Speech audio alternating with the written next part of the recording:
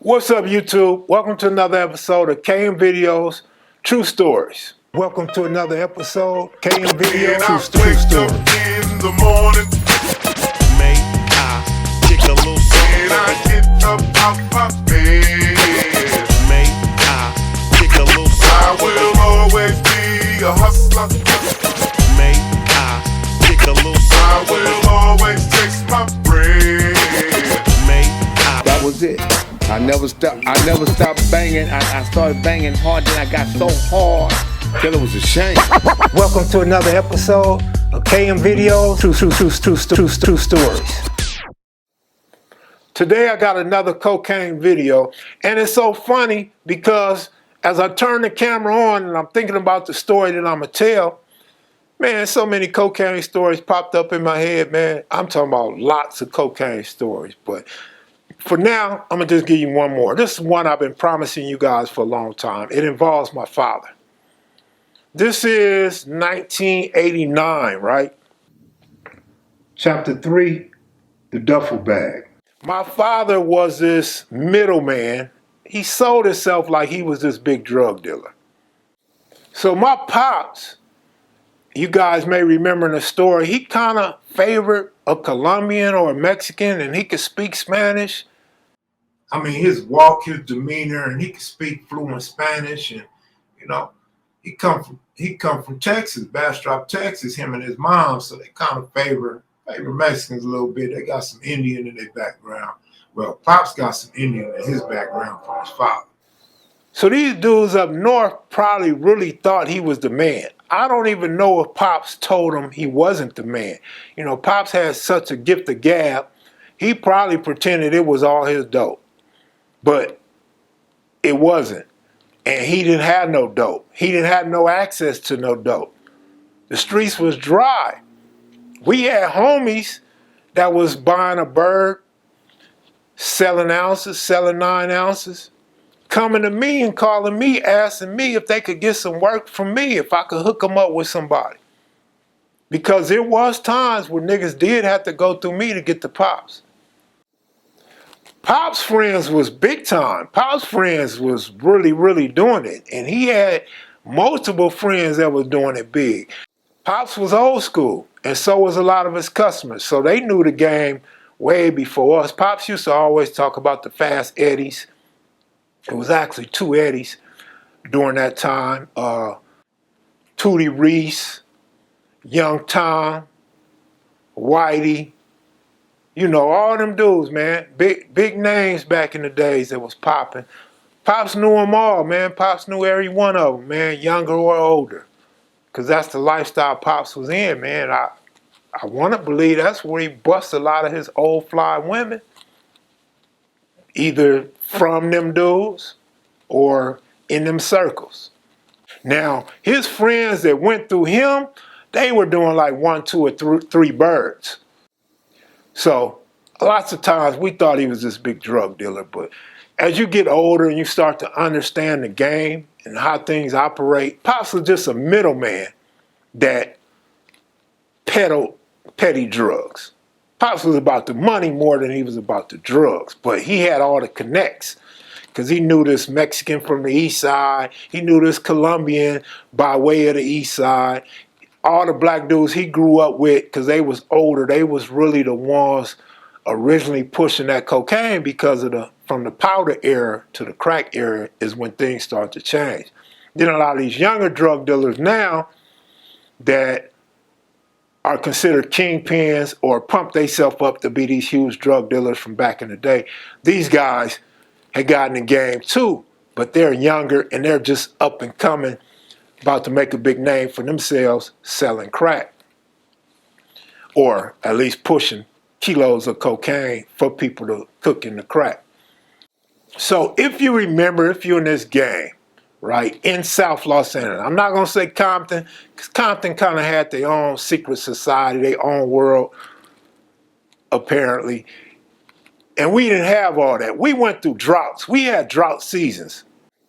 This was fun times in LA, man. This was the hustle era, everybody getting money, except for the guys that hadn't yet started selling dope.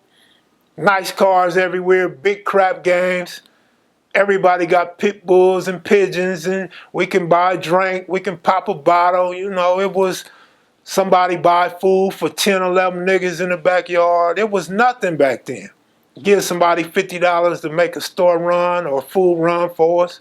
Them was really good times, man. Bunch of gang members, killers and dope dealers, having a good time every night.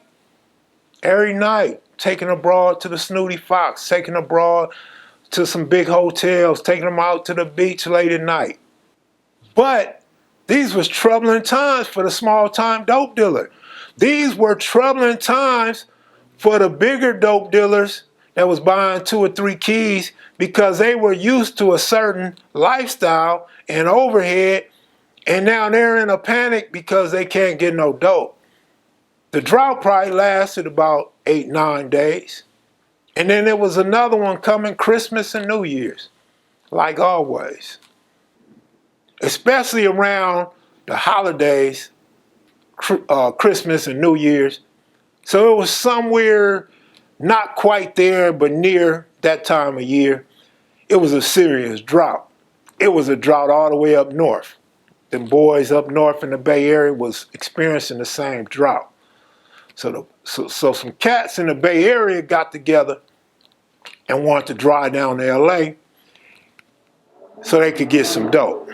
I don't remember how many kilos it was. Maybe I could look at some old stories or look in my book or something, but they wanted a bunch of kilos. I want to say about 12 kilos. Yeah, somewhere around there, 12, 13 kilos.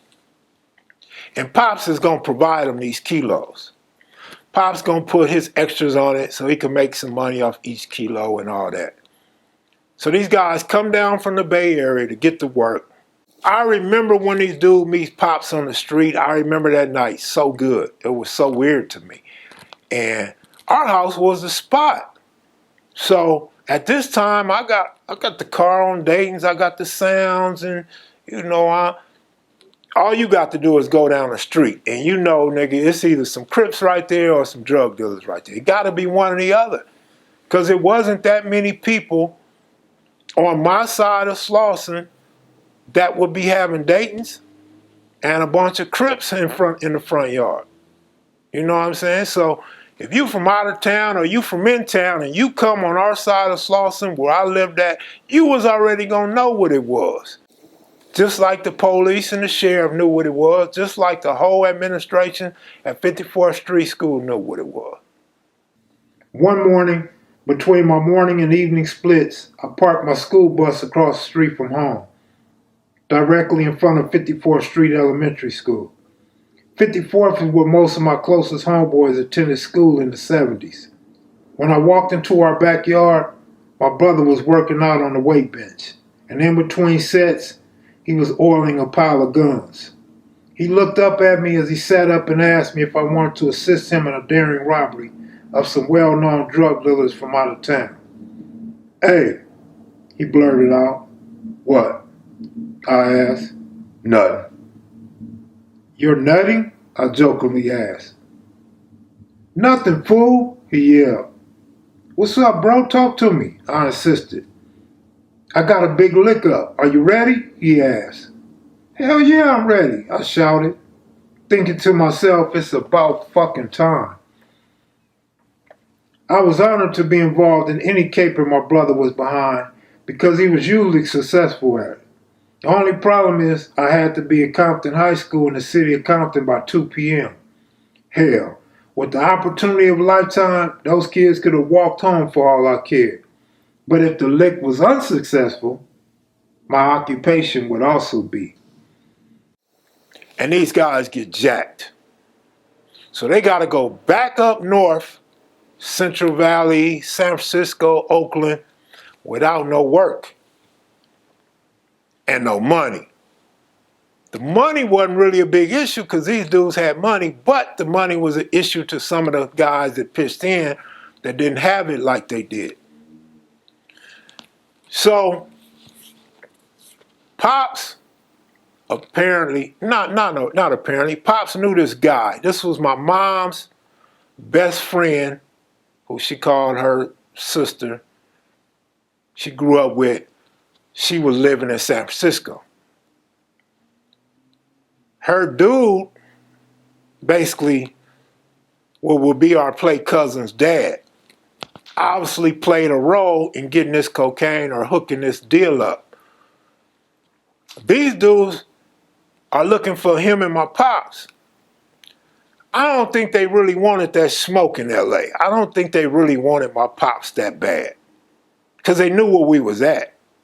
They damn sure knew where we was at. We was out there hanging when they came for the drop. The drop just never happened. So they go find this brother whose name I'm not going to state in San Francisco. They find him. And they kidnapped this dude.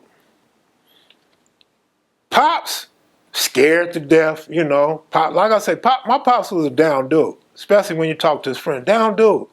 But he was a scary dude as far as me and my brother was concerned. He had a lot of scary tendencies. Pop shoots up to Washington. I don't remember if it was Tacoma or Spokane. I don't remember. He shoots up to Washington because he's trying to stay away from the drama and figure out, you know, what's going on, what's the plan gonna be. Dude in Frisco tells where Pops may be, or they knew dude's get down. So they kidnap him, shoot him in the head with a .22. He don't die, but he's leaking. He needs some hospital attention. They drive him all the way up to Washington. Now they up in Washington and they go to this house. I don't know if they own the house or is just working out the house, because there was a lot of gang members from LA on this popular street selling drugs, and there was an epidemic beginning in Washington, or had already been up under its way in Washington. But nevertheless, it's this house, it's this spot.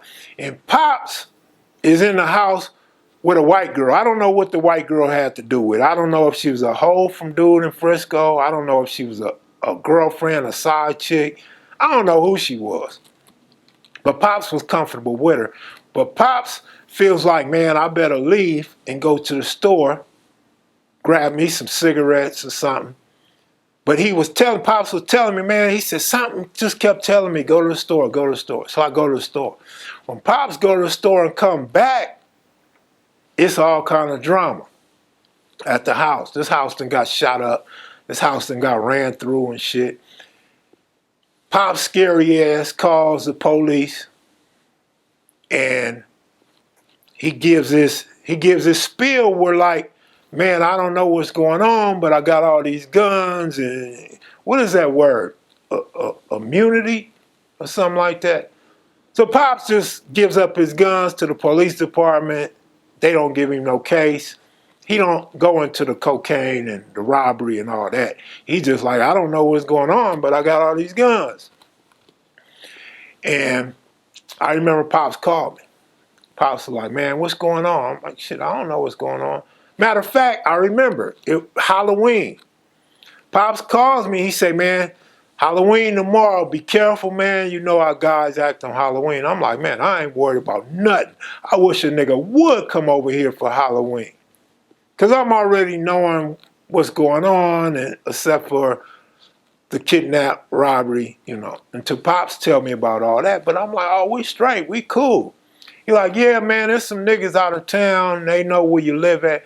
Yeah, I know they know where we live at.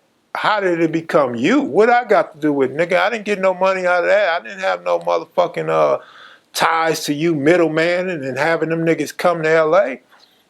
So I wasn't a part of that. In fact, I was still working at the time. I was working during that time. You know, I kept a job every blue moon back in the 80s. Up until like 91. I worked on and off. I was working at this time. As I was cleaning up, I stumbled across $40,000 in the arm of my love chair. Off top, I knew it was Bam's money, but I didn't understand why the hell he would hide that kind of money in my room. That's like hiding zebra meat in a lion's den. But I'm like, nigga, yeah, Halloween, yeah, I wish they would come through. Nigga, my mama in this house, fool. I wish they would. I breathed a sigh of relief as he removed the money from my bedroom. The following day, he went to the car lot and bought a brand new IROC, a candy red 63 ragtop Chevy with chrome dates from Fat Donnie, a clean Regal, and a classic Volkswagen with a chrome engine and white wall tires, and a new wardrobe. But Pops has asked me, like, anybody bought anything new over there? Anybody got some money over there? Yeah, I passed by the house. I see cars over there. Then why are you asking me? Why you want me to tell you what's going on over here? Why don't you tell me what was going on for you to know that these niggas know where we live at and they coming through? But this may not have been the best articulate story, but it is a KM Video true story. I want to thank you guys for watching. Be sure to click the like button. If you're new to the channel, please subscribe. We got a lot more cocaine stories here. I'm out of here, y'all. Salute. Peace.